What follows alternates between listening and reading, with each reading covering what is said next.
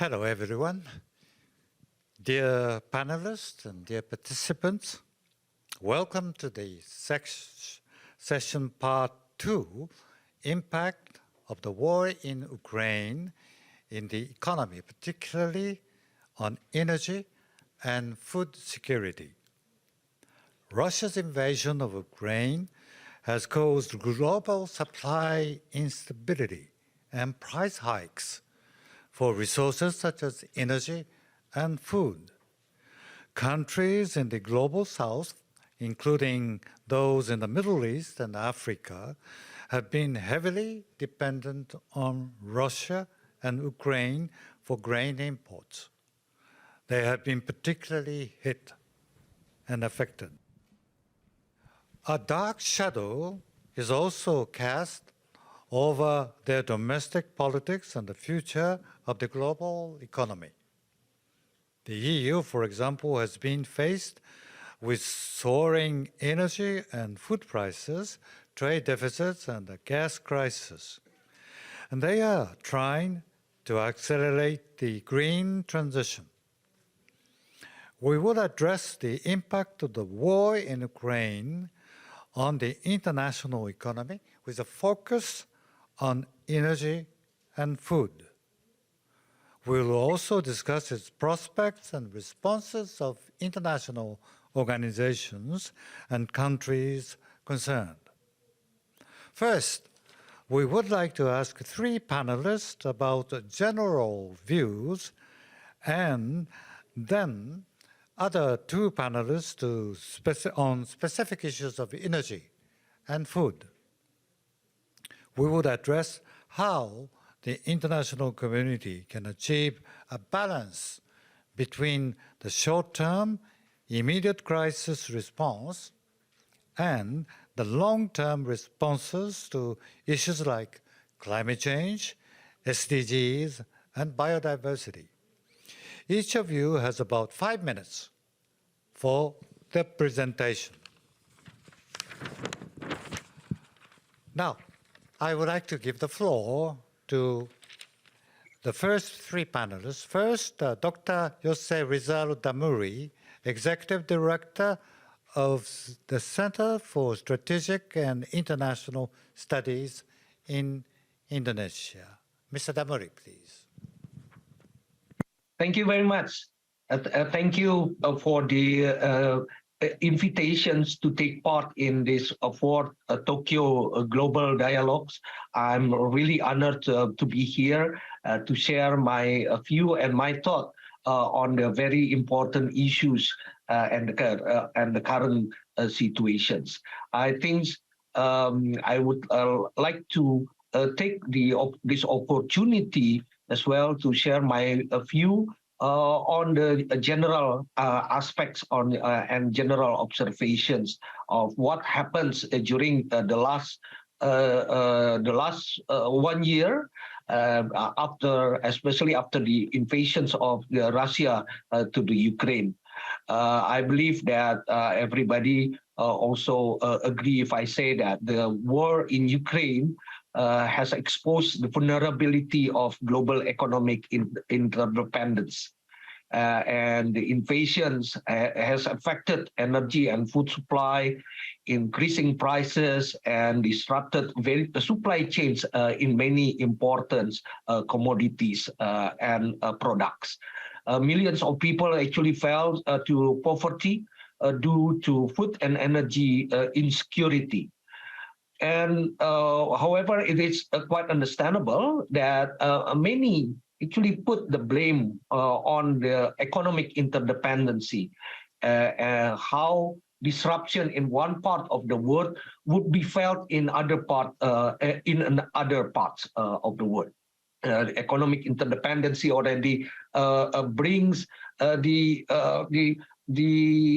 chaos in one area to be felt also in many other part of the world. However, I think the problem is not really in the economic interdependency itself, but rather in how we govern of our economic interdependency. we have enjoyed the outcomes of this interdependency during the last 30 years. It has brings opportunities to many less developed economies to be able to step up in their economic development later. Global supply chain and global value chain also as have allowed many economies actually to pursue industrial development. So the economic interdependence basically already provide us a lot of opportunities for economic developments. And this interdependence, as well as operations, actually offers opportunity as well for us to deal with humanity's important challenges that we're facing right now, such as to fight against climate change. And so, in my opinions, the key is how we should govern and manage the interdependency. I think the answer on how we governs the economic interdependency also relate to how we should do economic cooperations, how we should promote economic cooperations. And the economic cooperations actually provide a lot of opportunities for global economy to deal with the current situations. Let me give you an examples on how that countries and economies fail to deal with this economic interdependence. So we know during the pandemic, countries across the world pursued an expansionary macro policy. And then with the economic recoveries coming last year, actually the world economy need coordinated and synchronized monetary and fiscal policy. The world needs a synchronized and coordinated normalization from the economics, expansionary economic policy that we were pursuing during the pandemic. But the world we failed to do that. Many economies did not really do some kind of harmonizations and coordinations when it comes to the exit strategy and normalizations of their expansionary policy. Each country tried to pursue it by itself and then increase the interest rate and tightening their monetary policy by based on their own need. And we know the result is not really good to the world economy, since now we're really coming up to the risk of having global economic recessions and financial crisis. So again, what I like to say is that we need to do a lot in cooperations, economic cooperations, in pursuing economic governance of economic interdependency. Thank you. I end up here and happy to discuss further later on.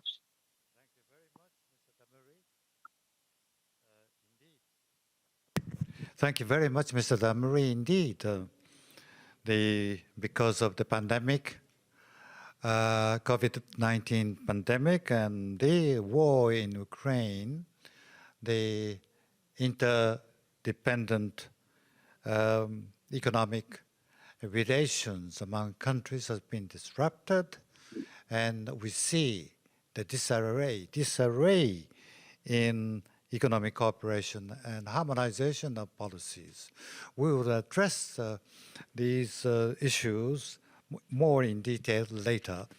Now, our second speaker is Mr. Stefan Quest, Director General of the Joint Research Center of the EU JRC in Belgium. Mr. Quest, please.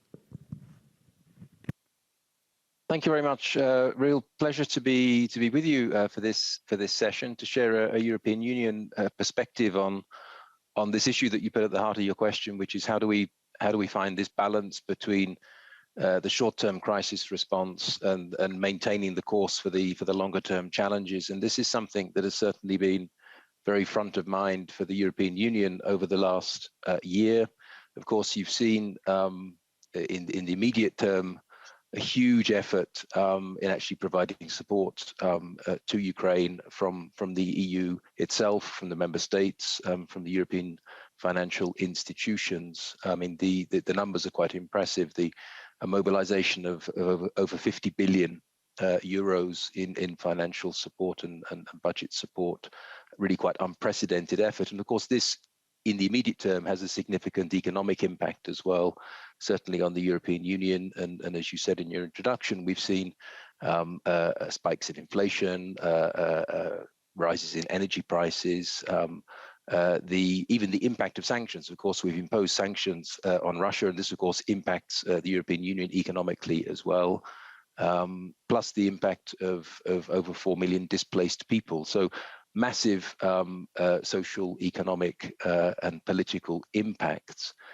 And throughout this period, the European Union has been focusing both on managing the short-term crisis, but also maintaining its focus on the longer-term goals. And I think that the message I want to share with you in this opening statement is that the balance that we've tried to strike there has I think, been rather successful, and that the decisive action that the leaders have taken has actually helped us to maintain this medium-term course. Because if you look at the example of energy, here the European Union has adopted a plan called Repower EU, which has helped on the one hand to save energy by reducing consumption, while at the same time accelerating the rollout of renewables and diversifying energy supplies.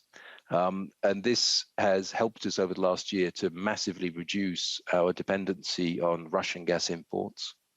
So that dependency is now down 80% year on year.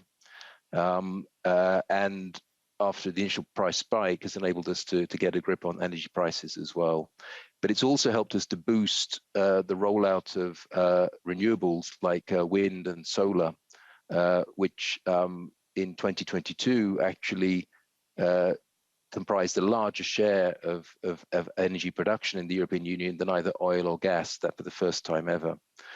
So you see a shift already happening in terms of the rollout of renewables, but then beyond that, we're looking to the medium to long term and have recently adopted a Green Deal industrial plan that was just last month, which comprises a number of components which are going to be coming out in the coming months. But I'll give you just a couple of highlights of this because I think they're important in terms of the longer term response. One will be around support for net zero technologies. So an industry act to support net zero technologies, to boost innovation, to boost skills that are needed to deliver the innovation, and to boost the financing that's needed for this innovation in clean tech within the European Union. So I think a very proactive response there, which will involve both regulation, financial support, and upskilling.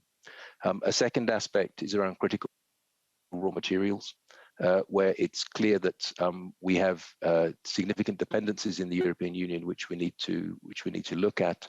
So there will also be a critical raw material act, which will be designed on the one hand to help diversify the supply of critical raw materials and reduce dependencies to avoid us getting into the same difficulties we've got into on gas. And finally, a very strong focus on open trade as well, because we believe in open multilateral trade, and we think that that's also the way to secure the long-term economic future globally. So I think that helps give you a picture both of the short-term measures that we've been taking to respond to the crisis and the longer-term direction of travel. I think what we see at the moment is that the EU economy is starting to rebound. It's shown quite a lot of resilience. We believe inflation has now peaked. The labour market has remained relatively strong, both in terms of employment rates and unemployment. and the growth forecasts are not amazingly positive, but at least we're managing to maintain some growth in the economy as well, which in the circumstances is relatively speaking an achievement. So that by way of introduction, just to give you a quick overview of the perspective from the European Union, and back to you now, please. Thank you very much indeed.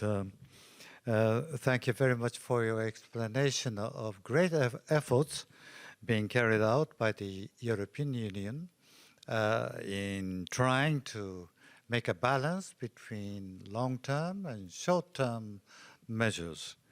And you have mentioned some of the important steps taken for long-term policy like net zero technology initiative.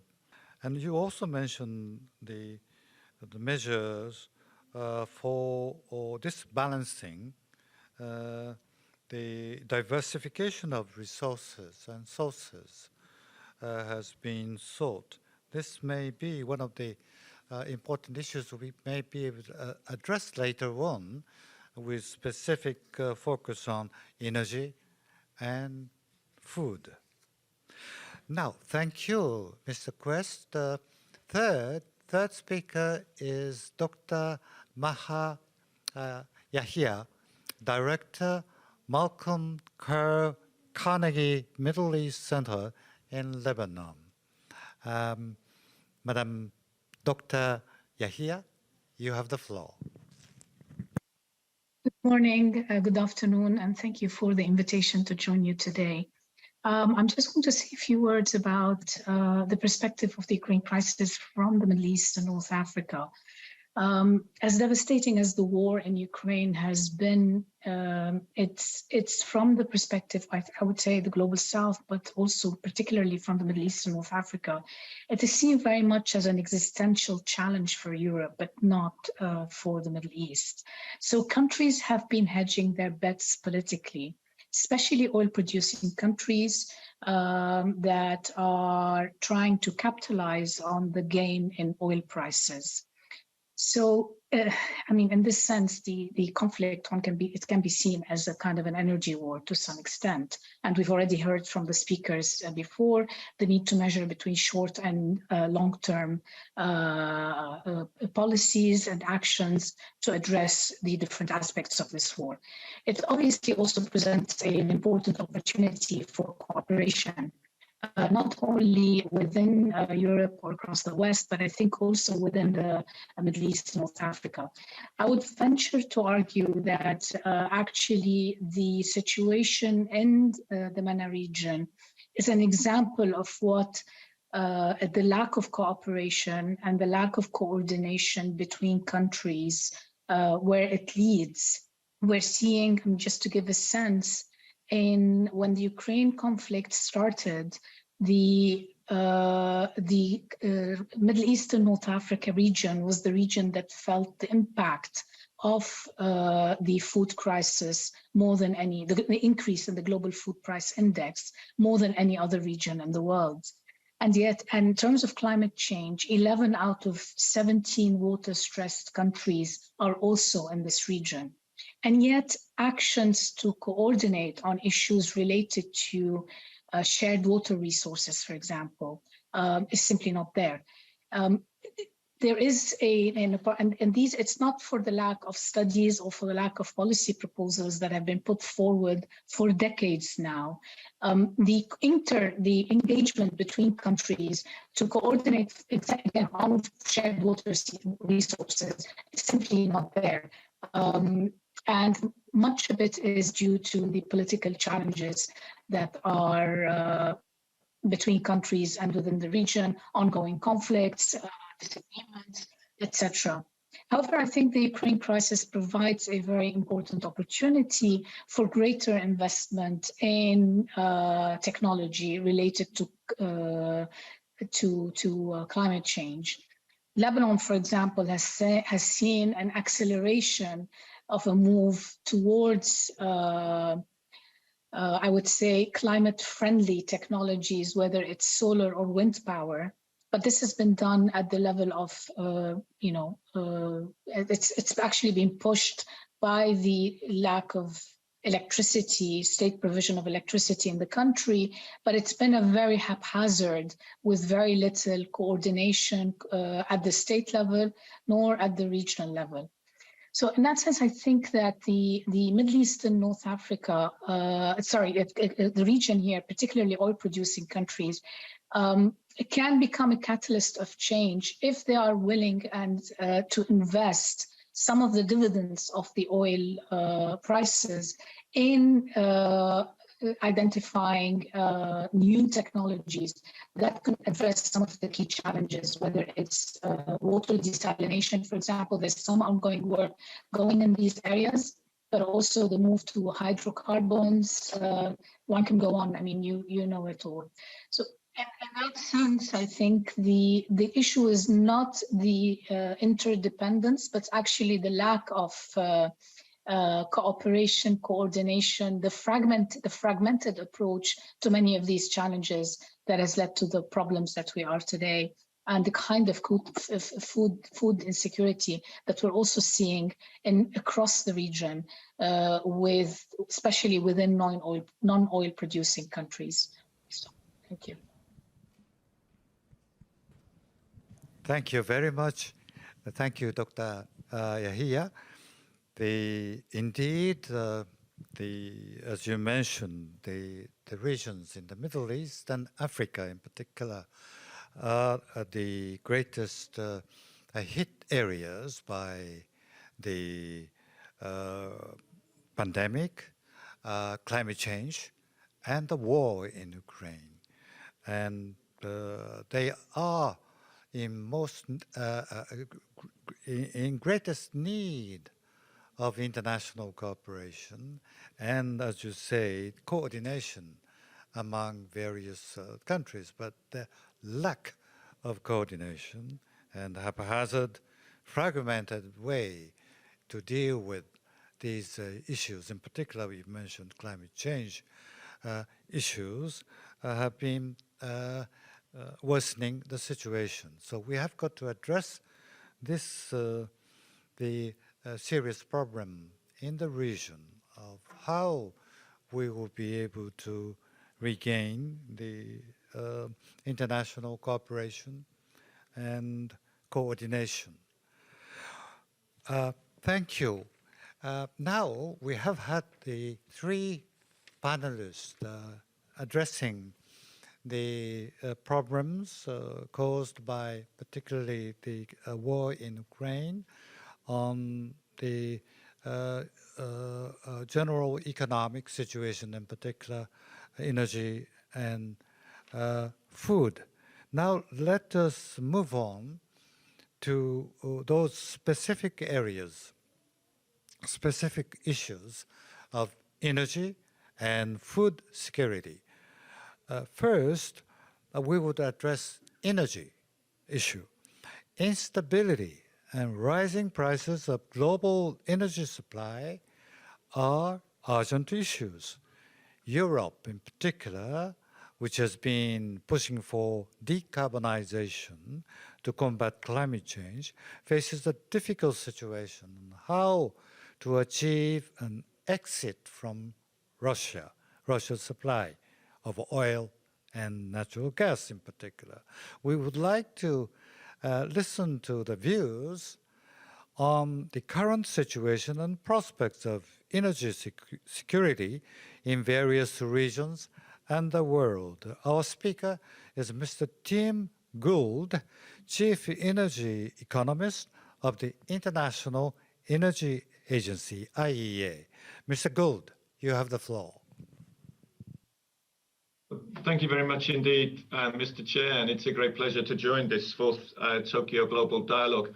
A lot of very good points made already by this very distinguished panel, but I did want to reflect a little bit 1 year on from Russia's invasion of Ukraine, where we are on some of the big energy questions. I mean, the energy market turmoil didn't begin with the invasion, but it's been sharply exacerbated and intensified by that. And as we've heard, it's had repercussions not just for Europe, but much more widely through transmission mechanisms like oil prices, but also LNG availability and price as well. At the International Energy Agency, we're reacting very quickly to events. We've been warning about elements of Russia's strategic behavior in gas markets well before the invasion. And within a few days of the invasion, we had come out with our own view of some of the policy implications of this, a sort of 10-point plan to help the European Union get off Russian gas, but also some emergency stock releases. Two of the largest stock releases in IEA history to ensure stability on oil markets. Now, 1 year on, I'd like to highlight a few points that I think may be relevant for this discussion. And the first is to say that Europe has, I think, done well, done better than many people expected. It's been helped by the weather, which has been relatively mild, but it's also been helped by some of the policy measures that Mr. Quest has referred to. And so we're now in a position where the European gas storages are well above where they would normally be at this time of year. And that puts us in a good position then to think about not just the rest of this winter, but also building up gas storages for the winter of 2023 to 2024. So that's a positive place for us to be 1 year on. But I think we need to be aware that you know, we're not out of the woods yet. The global energy crisis, we cannot yet say that it is over. There's a number of additional stress points that could come into play over the course of the year. One of them is that Russia is still delivering some gas to Europe, and that could go down further. We're down 80% from where we were a year ago, but 20% is still being delivered. So that's something to watch. And I think the other big wild card in energy markets is really the effect of China's reopening and what that means then for China's LNG imports, as well as its oil imports. So we need to be watchful, and we need to use the time that we have to progress further with structural changes in energy markets.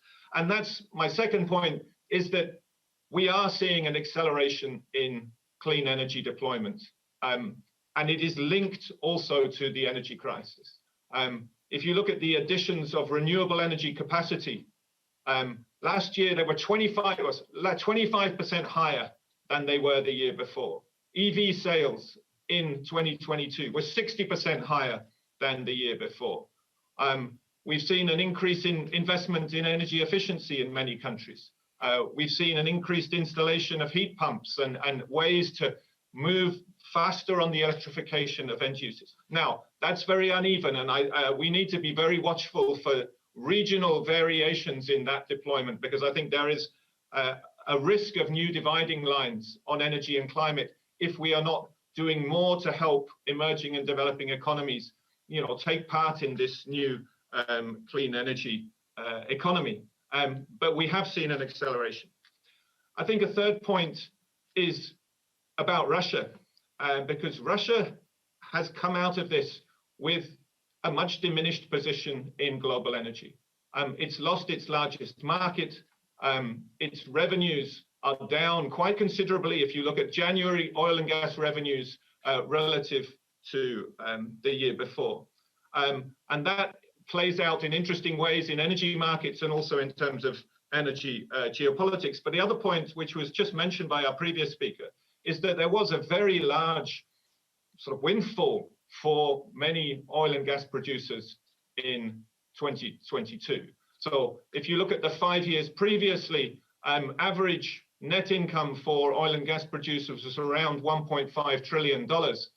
Last year, that went to $4 trillion. And that opens up all sorts of opportunities then to invest in many things, but including in new forms of energy. And a final point, and I think it's related also to what Mr. Quest was saying about the new sort of Green Deal industrial plan, is that because of accelerating transitions, we're also seeing increased competition for places in the new energy economy. And you can see that in many countries. You have the Inflation Reduction Act in the United States. You have the REPowerEU and the industrial plan that was mentioned in Europe. In Japan, of course, you have the green transformation, the GX initiative, and many other countries are also making an accelerated push to stake out their places in this new clean energy economy. And in the background of all of this is an extremely powerful position of China in many clean energy value chains. So that's something that I think we need to be looking at closely for the future. And I will leave it there, Mr. Chair. Thank you very much. Thank you. Thank you very much indeed, Mr. Gould. You mentioned that Europe has done well so far, but there are certain areas of concern. We may have some time bombs in the future. You mentioned the Chinese coming back to the market, and Chinese imports of energy from the international market might have important impact among other concerns. And you also mentioned the regional variations, and emerging economies may be in more difficult situation than the developed regions. Thank you, Mr. Gould. We would like to further address specific energy issues, and we'll come back to you. Now, next on food, we would, last but not least, address food security, or rather, food insecurity. In the Middle East and Africa, with their high level of dependency on grain imports from Russia and Ukraine, there have been acute food shortages in widespread areas, including in the Horn of Africa. Furthermore, as the entire world has been dependent on Russia for fertilizer imports, there are certain concerns about the production and supply of food next year, in addition to this year's price hikes. We would like to listen to the views on the current situation and prospects for food security, with a particular focus on their impact on the Global South. Our speaker is Ms. Ruan Wei, Research Counselor of the Norinchukin Research Institute Company Limited in Japan. Madam Wei, you have the floor.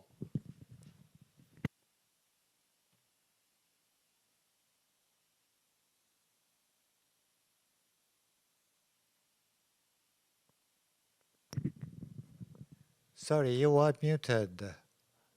Microphone. Sorry. Could you hear me? Yes, thank you so much.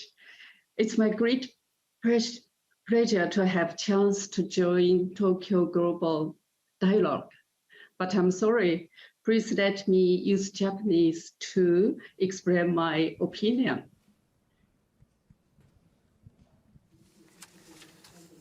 I'd like to speak in Japanese. Last year, in the wake of the Russian invasion into Ukraine in the world, wheat price has renewed the record price, reaching the highest in the global market. And in fact, as is represented in the case of wheat, the grain price increase resulted in inflation of food prices in developed economies. But in the case of developing economies, especially in Africa, Middle East, and South Asia, it is a matter of starvation, famine. In fact, a serious food shortage developed in those regions. For instance, according to the report by FAO at the end of 2022, the food import was up by 10%. Back in 2021, the food price value was record high, and that record was renewed in 2022 by increase by 10%. But in the case of developed economies, both the food import in value and the volume increased. But in the case of developing countries, especially low-income countries, they saw the reduction of import by 10%. That is, even when there was a demand, they could not afford to import. Therefore, it results in food shortage, so that, as is indicated in WFP report, within a short period of several months, the 62 million people, that is about the half of the Japanese population, have started to suffer the famine. And in fact, the most of them are on the brink of the famine, the most serious form of famine. In fact, there are as many as 900,000 people like that. And also, like grain, and there is a serious situation related to fertilizer. Russia is the largest fertilizer exporter in the world. And right now, the fertilizer price is sticky at high level. And countries like Africa, for instance, because they are heavily dependent on fertilizer import from Russia, we have to say that the food shortage will continue for this year as well, including Africa, and especially in developing countries. The food shortage problem has to require support by developed countries, including Japan, for solution. Thank you. Thank you very much, Madam Wei. We would address this food insecurity problem, particularly how we will be able to address the persistent food insecurity situation, in particular in in many countries in the global south. Now, we have had all panelists speaking on general issues and specific problems of energy and food security. I would like to ask anybody to respond to those presentations, and we would focus on specifically energy and food insecurity issues. Now that the problems have been explained, we would like to address particularly the measures and future policies which you can recommend, how we would like or would be able to respond to those persistent food and energy crises which may be worsening in the year to come if the war in Ukraine persists, for example. Anybody wants to respond first? I see the Indonesian speaker, Mr. Damari, you want to respond? Yes. Right. Yes. Thank you very much, Mr. Chair. I'd like to take up this opportunity to comment on food security as well, or food insecurity, as you mentioned it. I think the problems of food insecurity is not really unique to the invasions of Ukraine. Basically, even during the pandemic or the beginnings of the pandemic era, we also have seen some concerns about food insecurity. So there are many issues, many challenges that we're going to face in the futures that require more attention on food security issues at the global levels. In my opinion, we have to do it in at least three levels. The first level is to come up with mechanisms in order to deal with emergency issues of starvations and hunger. In many places in the world, so that perhaps it should the world need to consider of having some kind of IMF, International Monetary Funds, specifically designed for food security, so that this emergency fund can be employed, can be utilized during the food emergency issues. The second one is on the trade issues. We know that many problems concerning food insecurity do not really originate from the availability of the food supply, but rather coming up because countries try to set up barriers for food trade, especially on the exporting side. So many countries are afraid that their food supply would be compromised, so they erect barriers to trade food products. So we need to ensure the WTO, or at least multilateral trading system, works more carefully on this issue and ensure that the food supply chains will not be affected if there is some kind of crisis. The third ones, I think we also still require to promote a sustainable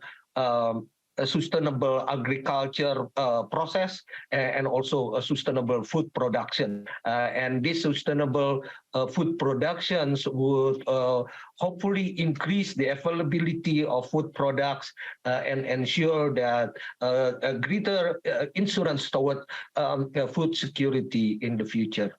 And we need to put more resources into this sustainable agriculture and food productions. That's my take on that issue. Thank you. Thank you. Yes, Madam Ruan Wei, you want to respond? Yes, please. Thank you. Thank you for that comment on food security, which I appreciate very much. Currently, when it comes to grain trade around the world, it's the developed countries which are exporting and the developing countries which are importing the grain, and that's persisted for close to half a century. So Africa, the Middle East, and South Asian countries will need to continue to import food for some time to come. In the case of wheat, they rely heavily on Russia and Ukraine, and they cannot increase production, domestic production immediately. Of course, they need to increase their domestic production, but they can't do it right away, which means that for the time being, Russian and Ukrainian wheat and also fertilizer, how to make them available to South Africa, to South Asia, and the developing countries. We need an open global market. We need to develop such an open global market, but that cannot be achieved without the cooperation of the international community. So that's the first point I want to emphasize. And another point is you talked about export controls, and such export constraints should be removed. When prices rise, then countries tend to restrict export. But last year, the developing countries were not able to import these goods due to the weakness of their currencies. And therefore, under the WTO, of course, we must discuss countermeasures to this. But at the same time, due to the weak local currencies and the lack of foreign reserve, the developing countries may not be able to import or purchase that grains. How to overcome that issue, I think, is another challenge as well, and especially the debt of the low-income countries, how we can cooperate with these countries to overcome these issues, I think, is something in the short term that we must achieve. Thank you, Dr. Ran Wei. Indeed, there is a question from the listener addressed to you, asking specifically about the impact of the hike of the dollar, the depreciation of the local currencies, particularly in African countries. How could the international community respond and help them? The particularly African countries suffering from the appreciation of the dollar. Yes, thank you very much. Yes, last year that developed into a very major issue, inclusive of Africa, the low-income countries, their volumes of import declined last year. This, of course, is due to the increased prices of these goods, but most importantly, or more importantly, as the person questioned, it's the appreciating dollar, which led to a drain on their foreign reserves and also led to the depreciation of their local currencies, which led to deflationary pressures, which made it impossible for them to import these goods. And so how to reduce the debt of these developing countries, I think, is an issue that we must all cooperate with on an international level. Thank you very much for that question. Dr. Maha Yahia, I see that you want to respond to some of the points raised so far, but I would just like to remind you that there is a question coming from the audience asking for your ideas about the consequences of the catastrophic earthquake in the Turkey and Syria region.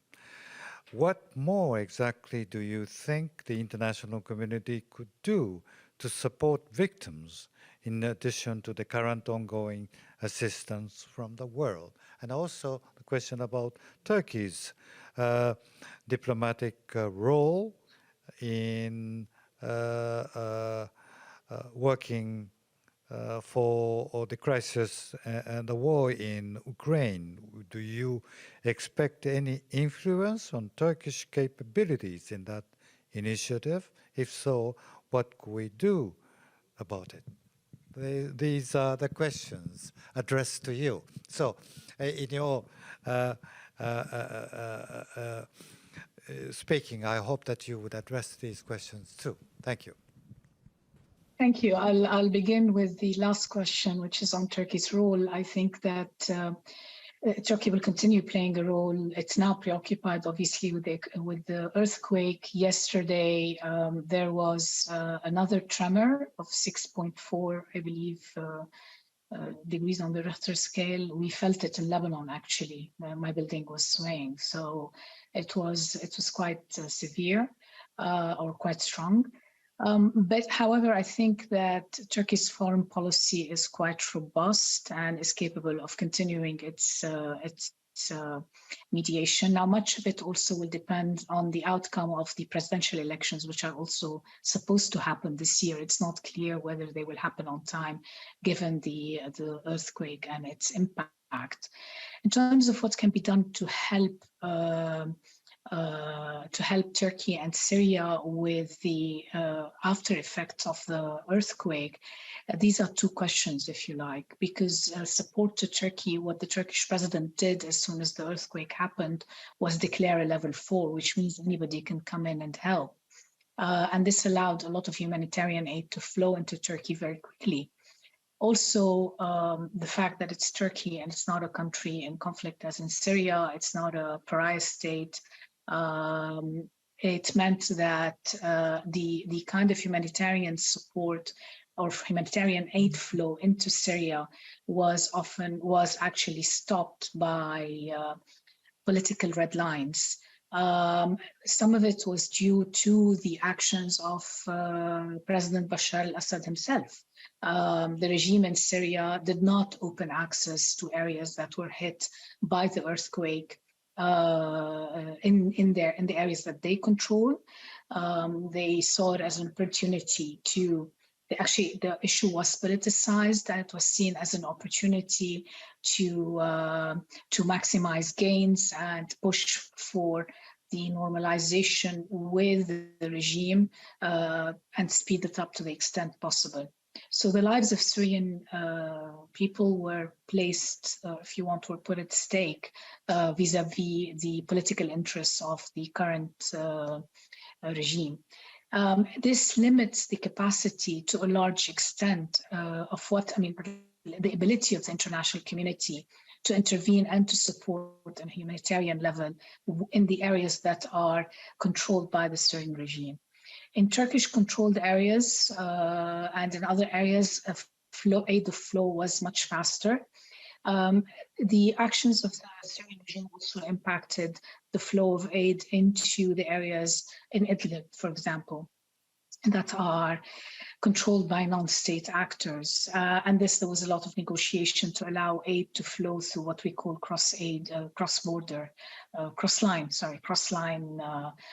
openings. And finally, the regime allowed these kinds of aid to flow into these areas from within regime-controlled areas. So I think the capacity of the international community to support, I would urge support for as many NGOs, whether it's through or international NGOs, because the situation is very dire. The number of victims keeps increasing on a daily basis.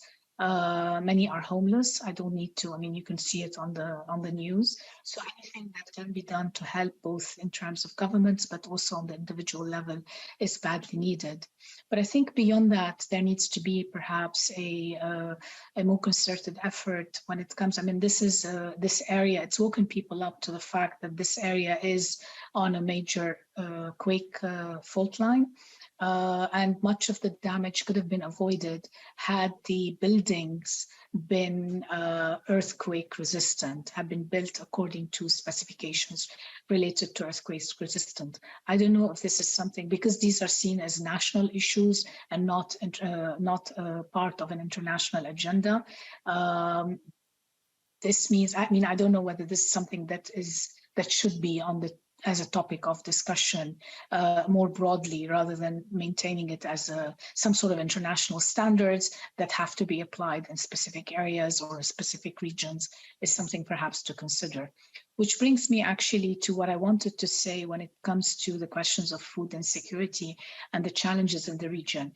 While the Ukraine conflict, and I agree with the previous speaker, while the Ukraine conflict did not, as I said, was catastrophic and really aggravated food insecurity and the energy crisis across the world, but specifically in the MENA region. Many of the challenges, especially when it came to food insecurity, are actually related to structural issues within countries as well. And there's a lot that can be done at the national level to address some of these challenges. I'll just give an example. Policies that were undertaken in Egypt a couple of decades ago basically removed agricultural land and moved it to military use, which decreased the percentage of agricultural land that was being used to produce local food staples. it increased obviously Egypt's reliance and much of the region here on food imports. Lebanon imports close to 80% of its food, the food that it consumes. The same with Tunisia. It's the same story across. So this is one area where there's much that can be done at the national level. Another major challenge, and this is the Middle MENA region, but I think it also pertains to a much larger, it's a global issue, which is the rapid urbanization. People are moving from agricultural or once agricultural land, particularly because of climate change, and rapidly moving to urban areas. Urban areas, cities that do not have the infrastructure that is set up to absorb these many people, but also there's also aggravating the impacts of climate change. The question of refugees also is having this mirror impact. Massive population movements in this region have actually resulted, particularly in the Levant. We're talking about 6 million, more than 6 million people who left Syria, for example. 1 million of whom are in Lebanon, a country of population of 4 million. So all of these are very interconnected. And quite honestly, if not addressed, down the road, they can lead to greater conflict, particularly when you couple it with the current debt crisis across many of the countries in the region. So the triple crisis of food, energy, and debt means that greater austerity measures are coming, which will have political repercussions that are likely to trigger greater political unrest across the region. These are all directly connected to, in one way or the other, to some of the changes we're seeing as a result of climate change. One last point I wanted to make also about shared water resources, which is more on the regional level, is that if not addressed, these can also trigger conflict. We've seen what happened, what's happening today between Egypt and Ethiopia over the Blue Dam. It's a flashpoint. There are similar flashpoints across the region when it comes to shared water resources, again, in a region that's becoming more and more arid by the day. I'll stop here. Thank you. Thank you very much. You have mentioned very important issues. First, the need of humanitarian aid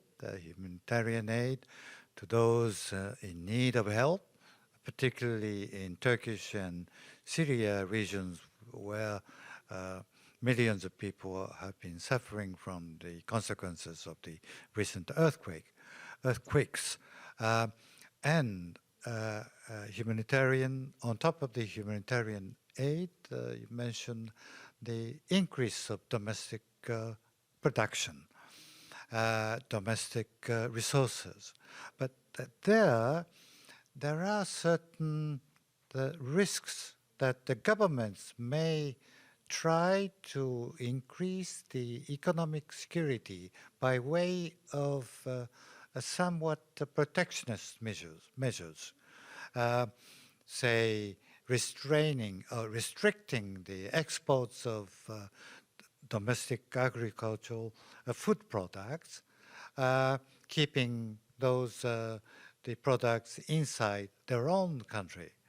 But that will not be sustainable, in which other countries will suffer from that particular policy. How do we reconcile the need of the economic security in affected countries with the need to have more trade, more global responses to the issues? I wonder whether the European Union, Mr. Gould, will be able to give us a light on that issue.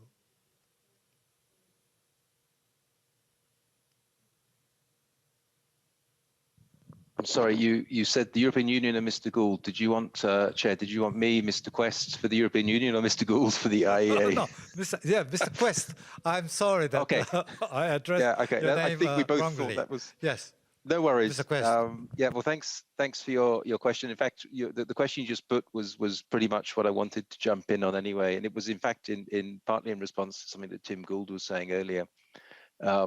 where he was making the point that as we accelerate into the deployment of renewables, for example, we need to avoid accelerating into greater geographical imbalances and disparities.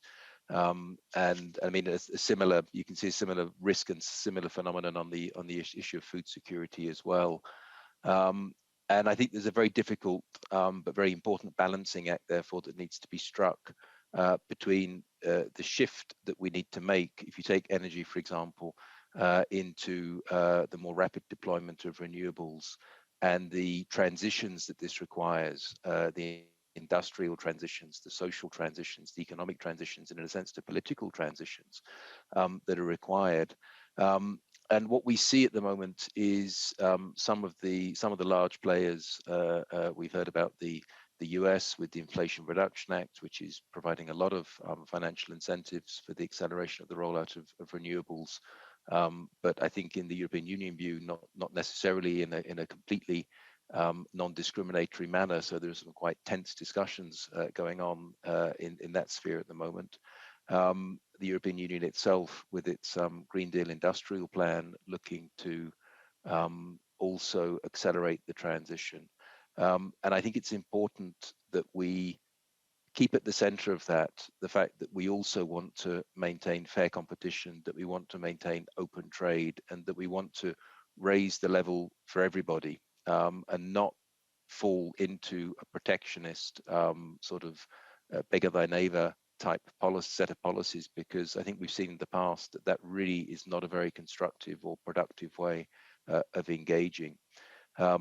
So I don't think there's a particularly simple answer to this, or if you like, a silver bullet solution. But what I would say is that what's worked in the past the best is constructive international collaboration, is working within multilateral international organizations which have clear mandates to work together to deliver solutions that bring positive developments for all involved, and that the more we can do that, I think the better our chances of success. What we see is that if we go down the road of each country or each region trying to look after themselves in isolation, well, we become increasingly isolated and divided, and this is not to the benefit of global society. And certainly, I think from the European Union perspective, a very strong commitment to fair competition and open trade in all of these matters. Thank you. Thank you. Mr. Gould, now on the question of energy, if the Western countries want to de-Russia, want to say, cut the imports from Russia of natural gas and oil, then how do you expect the international cooperation, not only among those Western countries, but Western countries with the Middle Eastern oil suppliers? The United States and European Union have been trying to just get the support of Saudi Arabia and other countries, but apparently many in the global south have not been particularly keen on that idea from getting away from the supply from Russia of those energy resources. What is your view about the international cooperation away from Russia? Thank you very much. And this is a really critical issue. Before I answer, though, I just wanted to come to one point that's been raised already. And we've had sort of parallel discussions about energy and food. I just wanted to ensure that everyone is thinking about the linkages between the two, because energy is a very important input to all sorts of agricultural production, both in terms of direct use for agricultural machinery, but particularly as an input to fertilizer. and we've seen the price of fertilizer rise very sharply over the last year because of the rising prices of natural gas. And in fact, if you look at the structure of the sort of variable costs of agricultural production, energy can be both indirectly and directly, can be, you know, 1/3 up to a half of those costs. So it is quite important. And then the amount of natural gas that goes into fertilizer production worldwide is quite considerable. So it's about 170 billion cubic meters each year. And that's more than the amount that Russia used to deliver to the European Union. So let's have in mind that there are these important linkages across the issues that we're discussing. Now, on the issue of, you know, the attitudes towards Russia in different parts of the world, let's have in mind, first of all, that there are different discussions around different fuels. So in the case of oil and coal, the European Union has taken measures to ban imports, or seaborne imports of crude and oil products and coal across the board. In the case of gas, it was a unilateral action by the Russian side to reduce deliveries to the European Union. And it's important to have that in mind because there is sometimes a view that you'll find in other parts of the world that it's European sanctions on gas are causing tension in markets. Well, that's not strictly the way things have played out over the last year. And when it comes to oil markets in particular, because that's something that, you know, many emerging economies are very watchful of. Oil import bills are, of course, a matter of considerable concern. You know, that brings us very quickly onto a discussion around the G7 price cap initiative, which entered into force for crude oil in December, and very recently also for oil products. And it's important to have in mind that the intention of that price cap initiative was to keep oil flowing, to keep Russian supplies coming to market, but to limit the revenue that is available then to the Russian side. And I think on those terms, you can see that Russian oil has indeed continued to come to market. And it's important to recognize the interest of many emerging developing economies in having access to affordable supplies, even as they look to transition to other forms of energy. And so those flows have continued, but at the same time, there has been downward pressure on Russian revenues. So if you look at the Russian oil and gas revenues in January this year versus January of 2022, and they're down by something like 40%. And I think that's a considerable amount of pressure, not that it's going to have an immediate impact on the Russian economy, but it's over time, that will, of course, you know, have an impact on Russia as well in its place in the world. So I think it's important to understand that there are different interests around the world. I mean, the measures that have been put in place do, in a sense, cater for the variety of international perspectives on Russia. But I think that, you know, the slightly broader point, and this was one that was made by other speakers, is that it's very important that the response from advanced economies does not become too inward-looking. That there is the necessary, you know, degree of enhanced engagement with other economies around the world who are suffering not just from energy and food, but also from increased indebtedness. And I think this is a moment where, you know, we really need to step up, particularly on energy, the engagement from international financial institutions, from bilateral institutions, to try and give countries around the world, in a sense, a helping hand into that new energy economy. And I very much agree with the sentiments expressed by others that we need to keep those sort of open perspectives and open trade routes, you know, functioning even in a time of geopolitical upheaval. Thank you very much, Mr. Gould. There is a question coming from the audience to Dr. Damuri.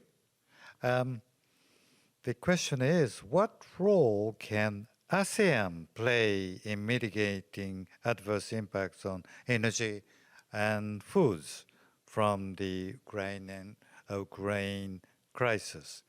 Does it work effectively? What are the challenges? Those are the questions specifically posed to you. Yeah. Damri. Okay. Thank you. Thank you for the questions. I think I can answer the part on food security or food supply first. ASEAN already has certain mechanisms and also certain initiative that especially focus on the humanitarian part of the food crisis. So ASEAN together with several partners, including Japan,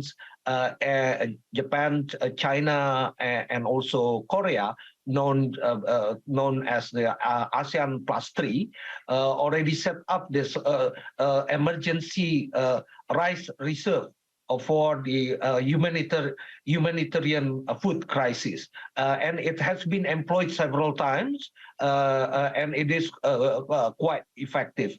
But I believe that ASEAN needs to do more in order to prevent or to minimize the risk from the food and energy crisis.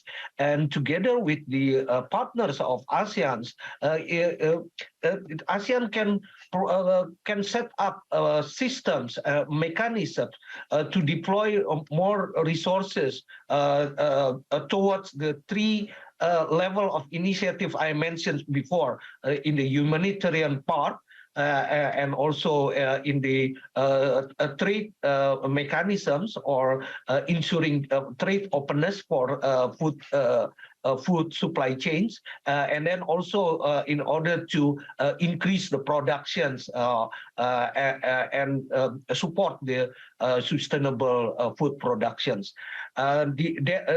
That kind of things need to be done for the food security. On the energy security, I believe ASEAN needs to do more, not only on the energy security, but also to support and promote the energy transitions, and ASEAN together with the partners, including Japan, for example, I believe already tried to set up certain mechanisms that support the energy transitions in these regions. The so-called Asia Net Zero Economic Community, for example, the Net Zero. I forgot ASEC. Yeah, that would also provide and promote energy transition in these regions.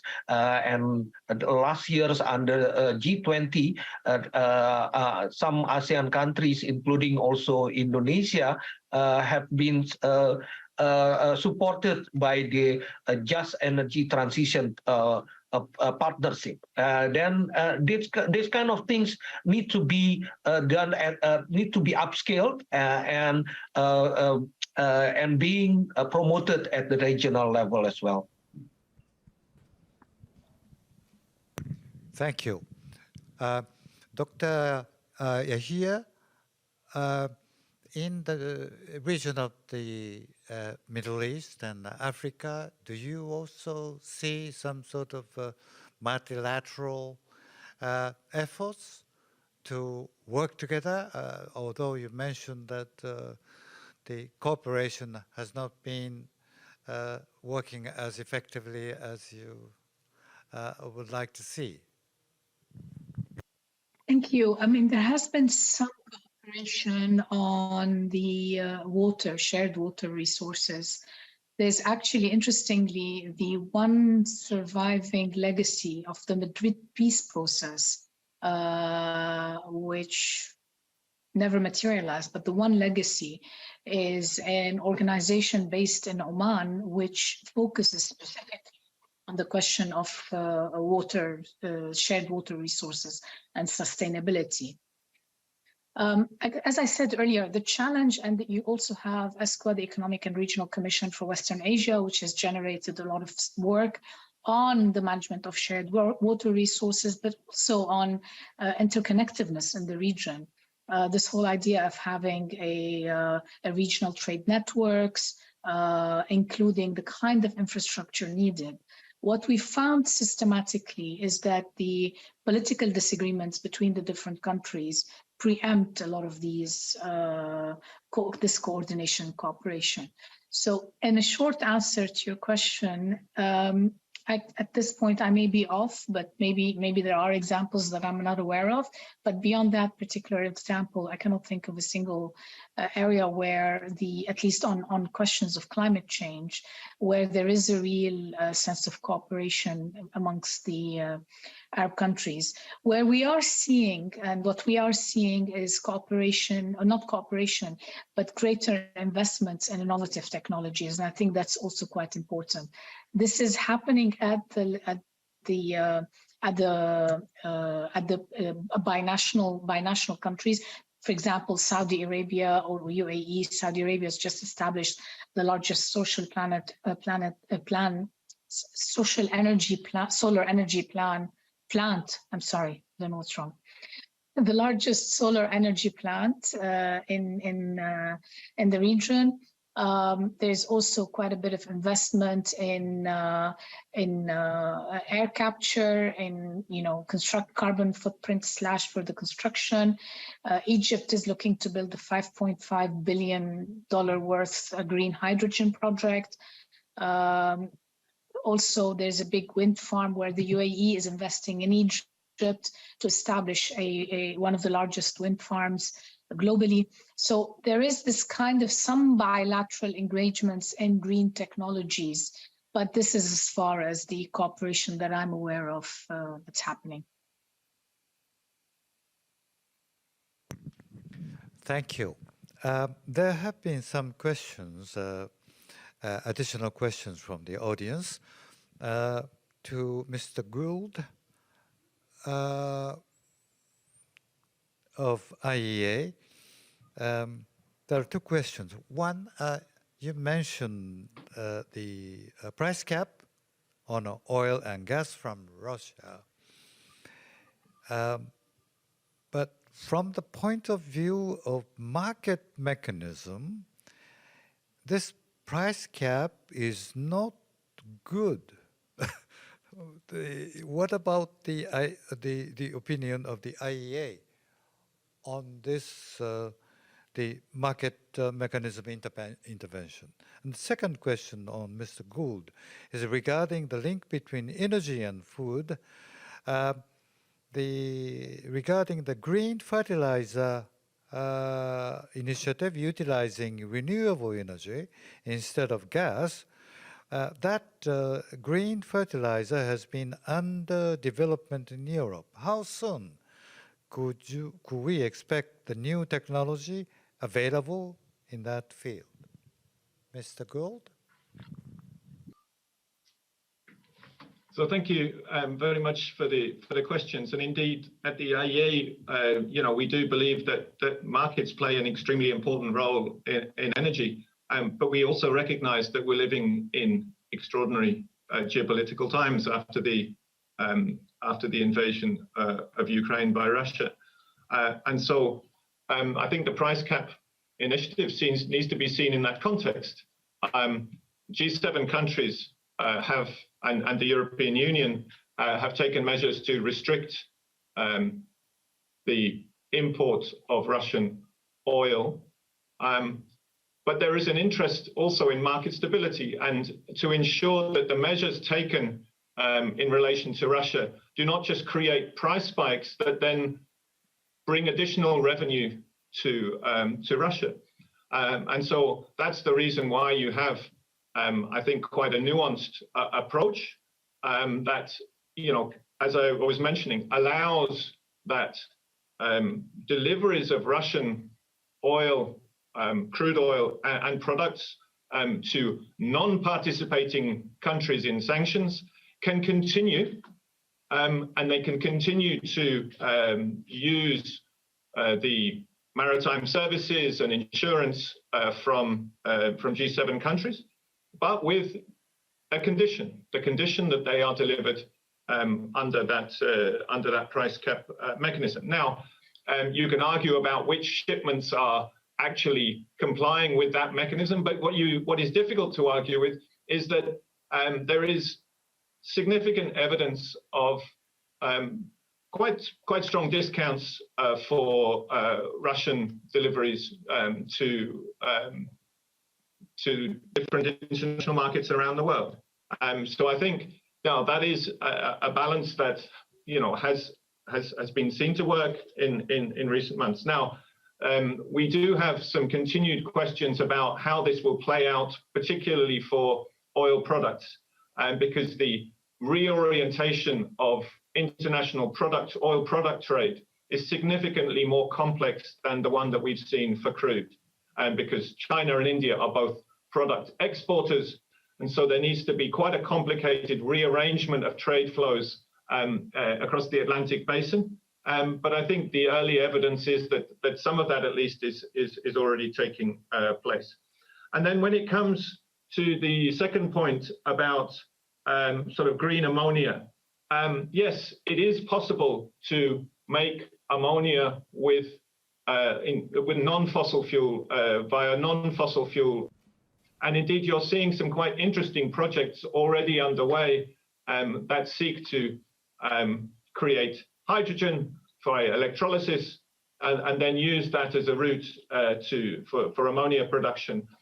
There's an interesting example in Egypt. There are other countries that are looking at the same technology, and that would de-link then this question of fertilizer production from fossil fuel prices. Now, for the moment, that's relatively expensive, but I think we are seeing electrolyzer costs coming down. We are seeing some developments which could make that a very viable route, particularly for countries that have an outstanding solar resource, as you have across the Middle East and North Africa and in some other parts of the world. Thank you, Mr. Damuri. Now we have got just about less than 8 minutes left. I would like to ask each panelist to give us your view on which measure, which policy is, in your view, the most important response to the crisis. We expect that the war in Ukraine perhaps will be a longer one than we thought it would be. Then, if the crisis persists, what will be the most important specific measures you recommend to address these crises, in particular in the area of food and security, food and energy? Mr. Quest. Well, thank you. I think that's an impossible question to answer in 1 or 2 minutes. But let me say, I think the key thing is that we keep this balance that we've been trying to keep between the short-term response to the immediate impacts of the crisis, while maintaining a strong focus on the longer-term actions needed to succeed in the green transition, because I think that is the way that we best equip ourselves collectively to deal with this poly-crisis that we're struggling with. And one of the previous speakers mentioned, food crisis, energy crisis, debt crisis, natural resource crisis. I think the only solution is by taking this long-term view and working together. So working together as much as possible under the principles of fair competition and open trade to find collective solutions to this collective problem. And that's certainly the direction of travel that the European Union will continue to take. Thank you. Thank you. Excellent response. Thank you. Now, Dr. Ruan Wei, tell us your ideas. Well, I was about to say the same thing, but open global market needs to be maintained. And for the time being, Africa, Asia, all included, the wheat and grain from Russia and Ukraine will be needed. But as for staple food in Asia and Africa, there is need to increase production domestically within the region. So how to use the fertilizers to increase production will be key. I think they will need to modify the types of crops, and also a number of investments need to be made in technology. And this is not something that Africa alone and Asia alone can do. The developed nations and international community needs to cooperate. Thank you. Thank you. Now, Dr. Damuri, your views on what will be the most important measure to respond to the persistent crisis in energy and food? So I'm going to assume that might be for me, but sorry, I didn't catch the who it was directed to. Sorry, but I think my question was addressed to Mr. Damuri. Oh, okay, apologies, yeah. Mr. Damuri. Sorry. I didn't catch the first part of the question. Well, I see. My question is, what do you recommend as the most important measure? Okay. Well, I think I will go back to my suggestions before, that perhaps we need to get some kind of a global cooperations in order to deal with the food crisis, because it's going to be repeated again and again in the future. And what I suggest is to have some kind of a global fund, especially in order to provide for humanitarian food crisis. Humanitarian aspects. Last year, in the Indonesia's presidency of G20, Indonesia managed to have the global pandemic fund, the global fund that is focused on dealings with the future pandemic issues. But I think we also need to have this kind of funds for the food crisis, food reserve, and food support. Yeah. Great, thank you very much, Dr. Yahya. Yahya? Yes, thank you. Thank you. Thank you again for a very interesting. Yes, 30 seconds. Thank you again for a very interesting discussion. I've learned a lot from this panel. I would really concur with what was said before. This kind of maintaining the short-term measures, but keeping our eye on the medium to long term. In terms of the MENA region, I think these issues cannot be resolved unless they're resolved through international cooperation, keeping trade routes open, everything that was mentioned before. But I think also, again, the investments in technology that I highlighted and others have highlighted around this. This is for the medium to short term, because many of these, and in innovation, there are already examples of cooperation, for example, between the EU and Namibia. There are examples of cooperation that are happening across countries, and these are important to maintain, because without these challenges, irrespective of the Ukraine conflict, which is going to likely turn into a crisis, one that we're going to have to live with for some time, irrespective of that, the challenges of climate change basically mean that we need to have a much more coordinated, concerted effort to address both in the short and medium to long term challenges. Thank you. Dr. Gould, you have got 30 seconds.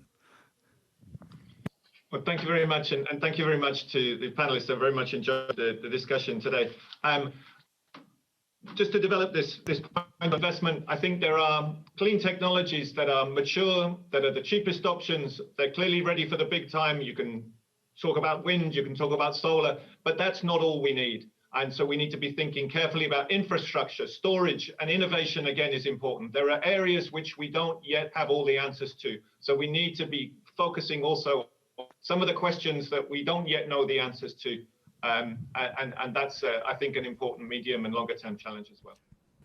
Well, thank you very much indeed. You have given us a great presentation, and your views are all useful and productive. And I would like to close this session with many thanks to you all, and wish you all the best. Thank you. Bye-bye.